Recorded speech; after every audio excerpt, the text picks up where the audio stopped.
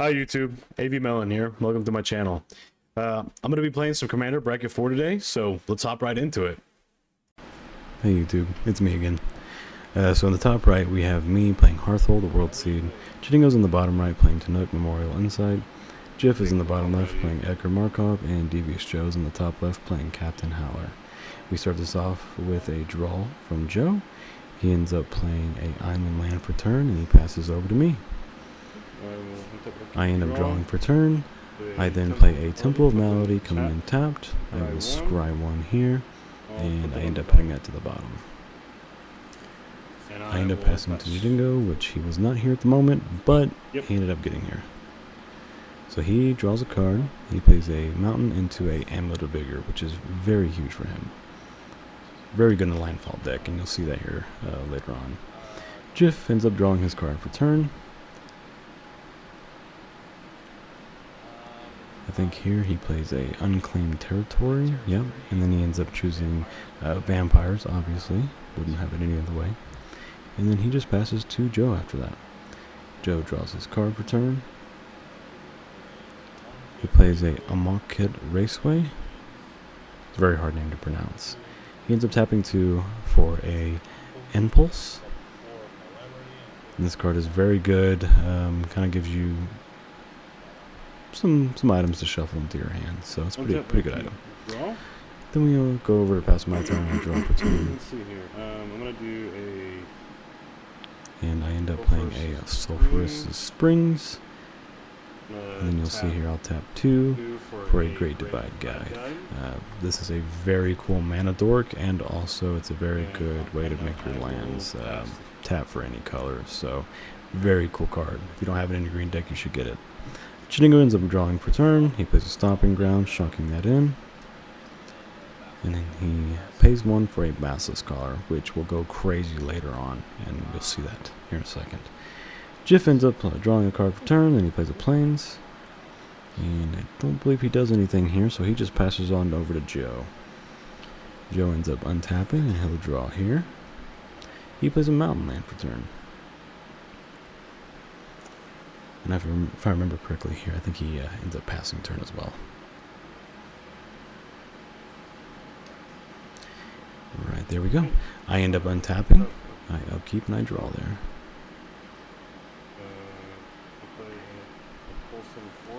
I end up playing a Carpulsan Forest land for turn. I tap for 4 and I bring the big guy out. Hearthhold, the World Seed.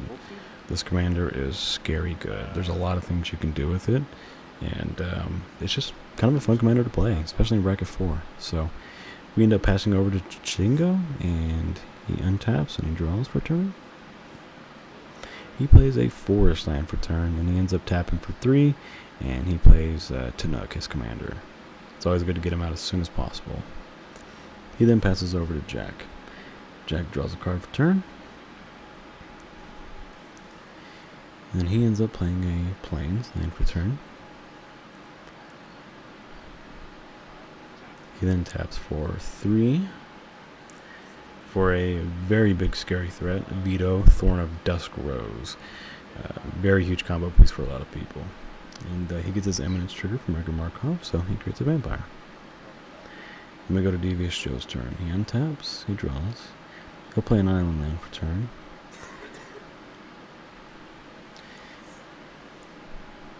And then here he'll tap out, and he will play Captain Howler. Captain Howler is also a scary good commander, and he can do a lot with that. You'll see here in a little bit. I untap, upkeep, and I draw. So I end up tapping the Great Divide Guide to station the Hearthhole. Just because that first station is very, very good to have on Hearthhole. So, and then we end up using his ability. So we tap here. We tap Hearthhole, and I believe I sack the Sulphurous Springs here, putting that into my grave. I draw 2. And unfortunately, I did not get any lands off my draws.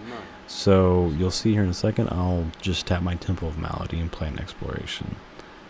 But it was very unfortunate during this time. I get to play extra lands, but have no extra lands. So it's a very, very sad day.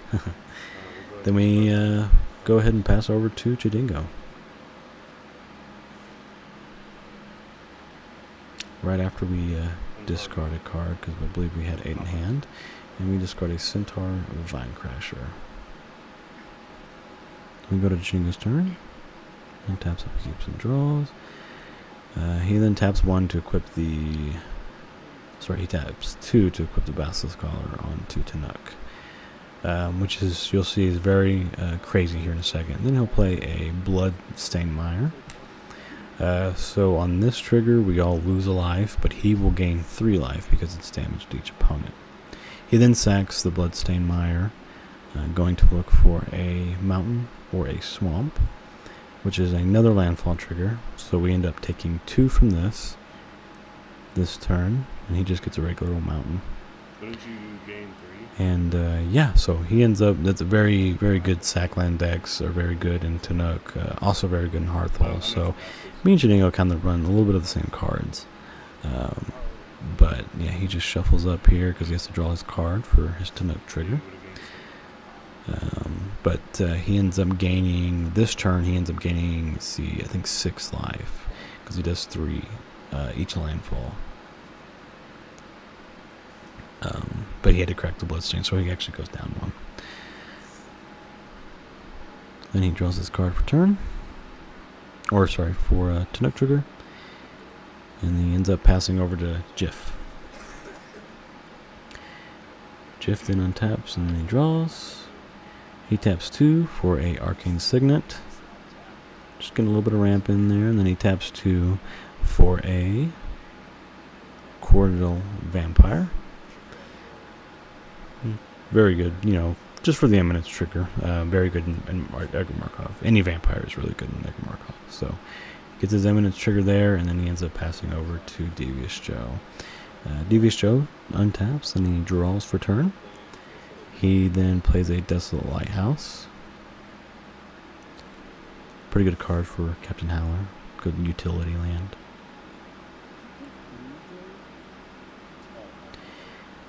And I think here he's asking about a card.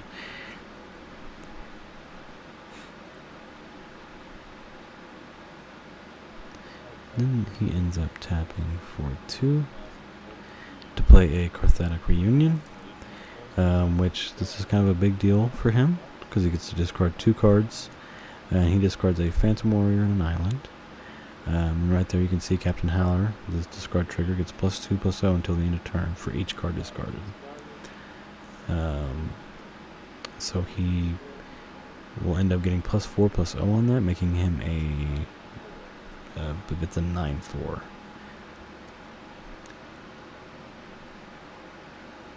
Then Devious Joe, you kind of see it in his hand. He's wanting to play it. But then he ends up tapping for 1 to play a Flight, and he enchants that onto Captain Howler. Giving a commander like this some form of unblockableness, or a hard way to block it, is just devastating to the board. And you'll see he kind of swings that big bad boy down at Jif in the bottom left there, and deals 9 commander damage on turn, what is this, 4? Just kind of insane. Then he ends up passing to me. I end up untapping, upkeeping, and drawing. I'm going to go ahead and tap. I then tap 3.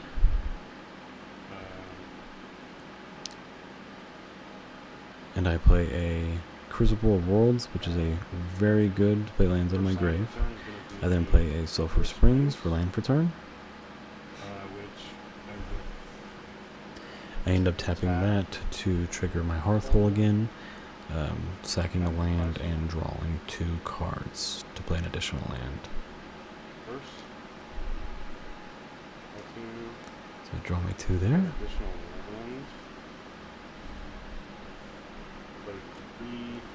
And I unfortunately did not get any lands there, I don't believe.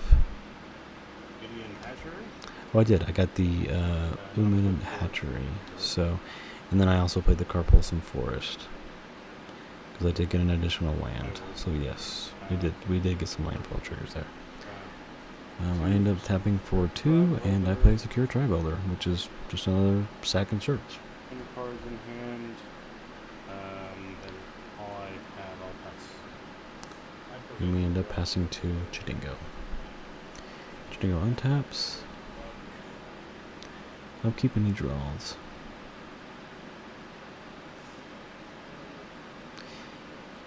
He then taps for 2 to play a Sabatender. Then he plays a Command Tower, and that deals 2 damage to everybody for the Sabatender and the Chinook triggers. And then he ends up just passing on that. Jiff untaps and then he draws. He then plays a Plains Land for turn.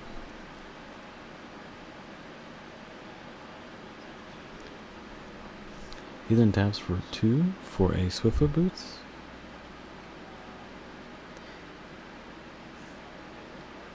And then he taps 1 to equip that onto Veto, which is a very scary piece on the board, but very, very good. Good for him. So now he has Hexproof and Haste.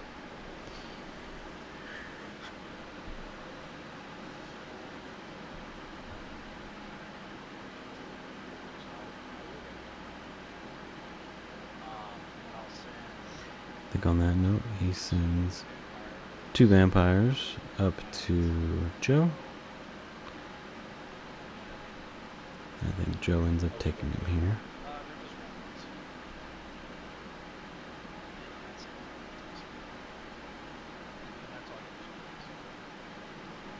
And then he passes turn. Joe goes to his turn, he untaps and he draws for turn. He plays a Mountain Land for turn.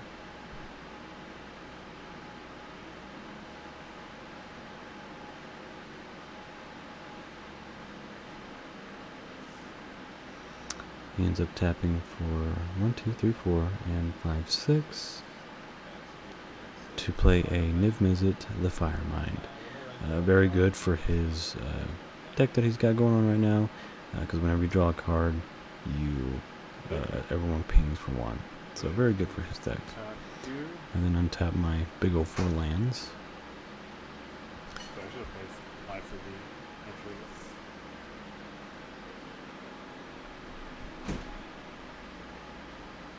I end up drawing for turn.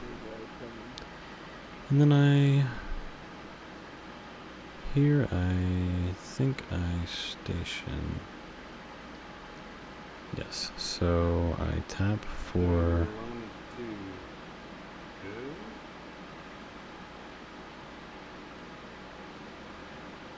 Go ahead and tap 2. Yes, so I end up tapping those 2 to station my Hearthrell for 3, giving it up 5 station counters.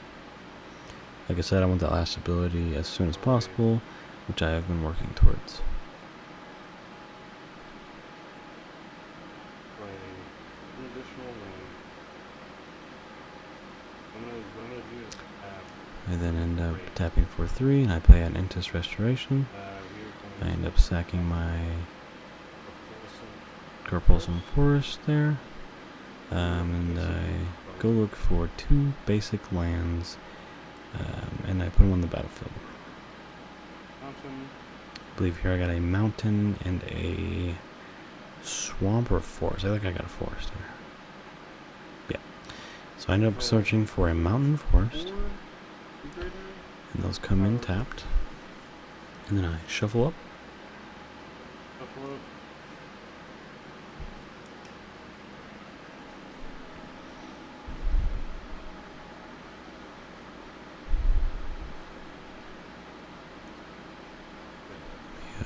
Just split that in half and put the Intis Restoration in the graveyard. I then end up tapping 1 to sacrifice another land for the Hearthrell trigger. And we end up doing a mountain. I think we switch it up to the Temple of Malady. Yeah, because I wanted to scry. So we end up sacking the Temple of Malady. I draw 2, and I have 2 additional land drops still in this turn. My hat tree goes up to another trigger. I end up playing the Temple of Malady for my graveyard, the first land. I scry 1, I leave that on top.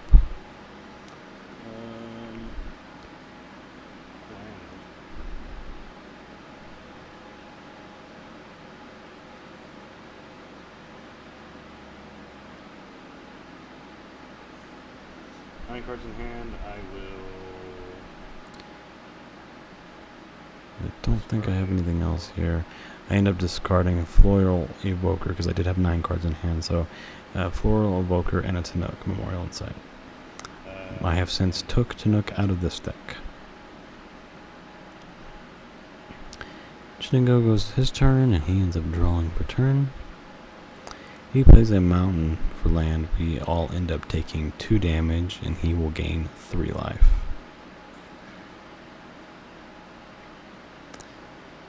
And on this, he ends up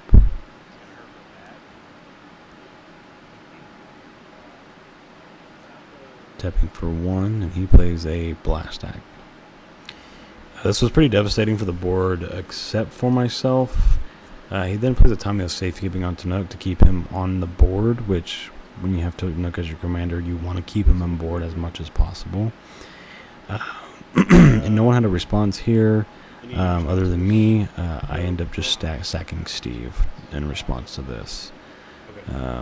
Just because I wanted to go look for a land and I didn't want to lose that trigger. So I sack Steve, I go look for a basic land, and everyone's creatures pretty much die. Except for Tanook and obviously my Hearthhole because it's not a creature yet. So this was kind of a good board wipe for me because it kind of reset everything and let me kind of get back to where I needed to be. He ends up sending Tanook over at Devious Joe for 2, and he will end up gaining 2 life. Then we go to Jif's turn. Jif then untaps. He plays a mountain, land for turn.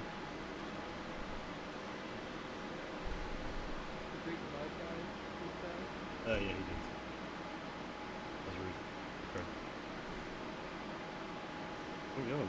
And up there I actually forgot to kill my Great Divide Guide, so Janingo reminded me of that. So I ended up killing him right there.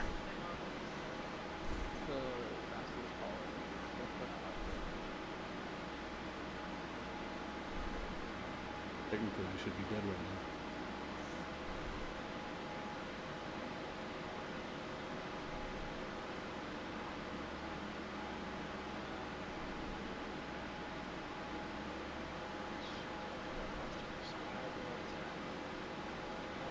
Then Jeff ends up paying 1, paying 4 for a Sanctum Seeker. Pretty good creature there. Whenever a vampire you control attacks, each opponent loses 1 life and you gain 1 life. He ends up tapping 1 to equip the Swifties onto the Sanctum Seeker, which is a pretty good move. He can go ahead and gain some life. Then he had an image trigger that he forgot, so he went ahead and played the vampire there.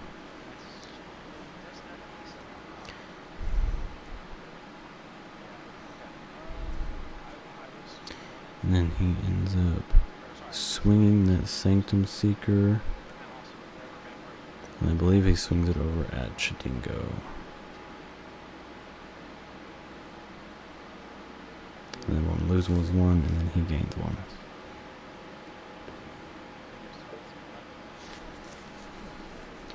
Devious Joe ends up untapping. He upkeeps and he draws. He plays a mountain land for turn. He then taps for 3 red. Just thinking about it. Pretty much just taps all of his land except for 1 mountain, and plays Captain Howler again, and then passes turn. For me, I'm in a really good spot here, so I untap, I upkeep, and I draw.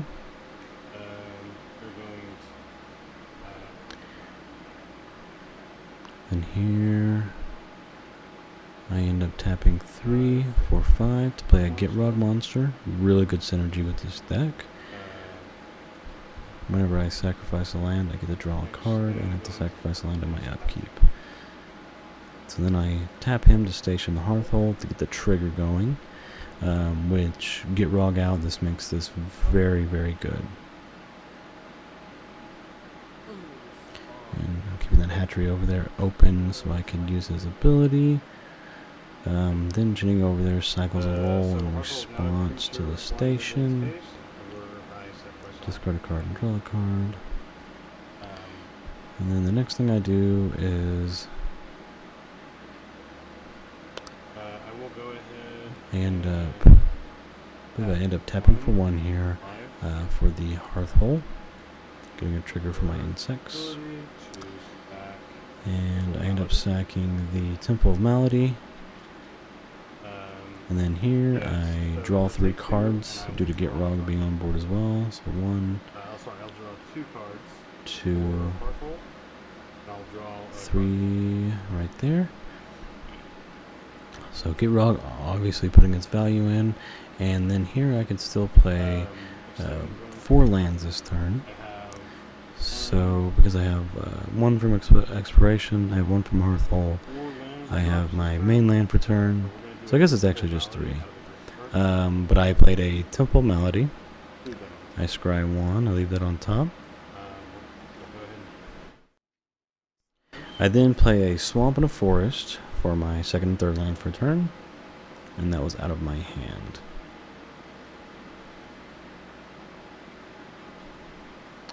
And then here I end up playing the Carpulsan Forest out of my graveyard. Oh, and I also have a Gitrog, additional land, so that's why I played 4. That note, I think I'm going to. And then here, I think we just tap for. Okay, on that note, I'm going to pass. I think they were just pass, and then we give the turn to Jadingo. He accidentally saw the card on the second from the top, so he bottomed that. Which we said that was cool. He just didn't want to cheat on anything, so. Then I discard a Bear Umbra because I forgot to discard on my turn. No lands? And then Jingo doesn't do anything, so he ends up passing. And then it goes over to Jif.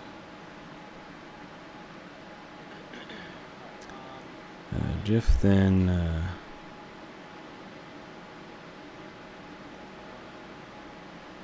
pays 3, and he plays a Storm Kirk Captain.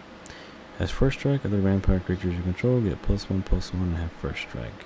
Then his Eminence is triggered from Edgar Markov, so he creates a vampire. Edgar Markov just has really good value all around the board. So now everything on his board has first strike and +1/+1. He then swings the Sanctum Seeker, and then he swings a Vampire.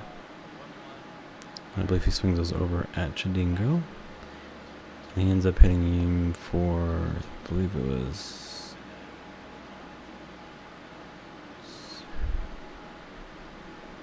I think he hit him for 7 there. And then Jif ends up gaining 2 life because 2 vampires attack this turn. And then everyone loses 2 life. So pretty solid turn from Jif. He's got a lot of good pieces out on the board. The veto kind of killed him a little bit. Yep. On that note, I believe he just passes over to Joe.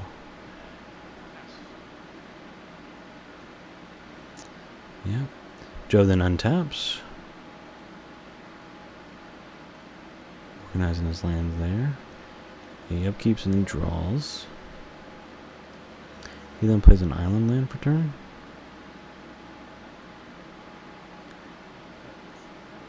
He then taps for 3. And he plays a Glinthorn Buccaneer. Now, I honestly thought the game was over here because I thought he had some sort of combo piece going to go on with this.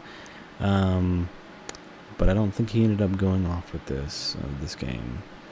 I was a little afraid because I know it's a very good combo piece. So I think after that he just kind of passes over to me. Yep. And then I end up untapping all my lands.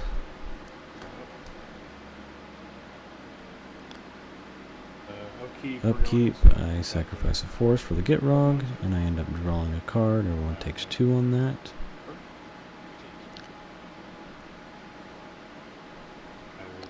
And then we draw for turn.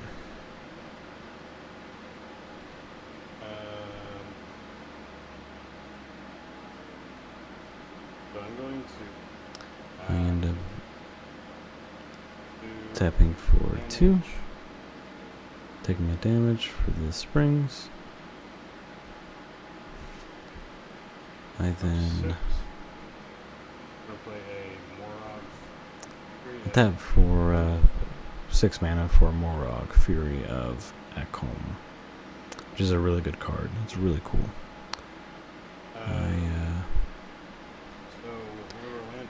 I end up doing something interesting here that I did not know was a thing, and I'll kind of explain it what my thought process was. I was kind of lining out my lands there. So what ended up happening was I could play extra lands due to Exploration, Hearthhole, Gitrog, and then I could play those out of the graveyard with Crucible Worlds. So I end up playing a forest land for turn. And that triggers the Morog for a landfall trigger. And at the time I was trying to figure this out because I wasn't fully knowledgeable on the combo here, but then I ended up figuring it out. So then I tap 1 for the Hearthhole. I kind of take it back, but I end up doing it anyway. And this is kind of where I was unsure. So I end up sacking the mountain for the Hearthhole, and then I draw 2 cards, technically 3 due to Gitrog, and then now I am up to an additional land as well, and I'm counting my landfalls because I already had 1, so I had 2, 3, and 4, so I still had 3 more. I will go ahead and I swing Gitrog down at Chidingo to get him down a little bit lower. Or actually, I believe I swung Gitrog over at Jack. Okay. And right here, this is where I'm kind of starting to figure it out. So then we finish our first combat. And then we go to our first main here. Or technically second main. I still have those 2 triggers of landfalls because I've only been using the Hearthholes. So I still have 3 landfall triggers. I have 3 additional lands. And then what's kind of cool here is I kind of figure it out. So I end up playing a Maestros Leader and I sack that just to get some damage in. I go and look for a basic. I believe I got a swamp or a mountain. Yes, I got a swamp. Which that entered in. So now I only have 2 landfalls left.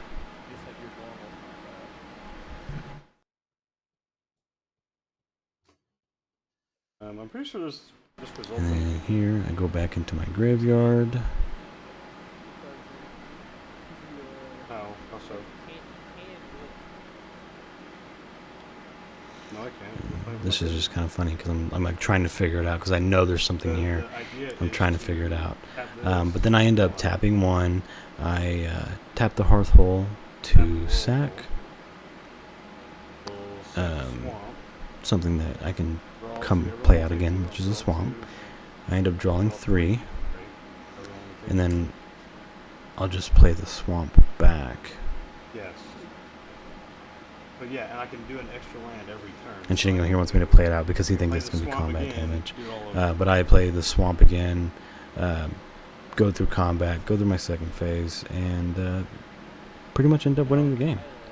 So I appreciate you guys. Thank you for dropping by, and you guys have a good night. Main phase, untap, tap, sack, play a land, lose 2, draw 3, untap,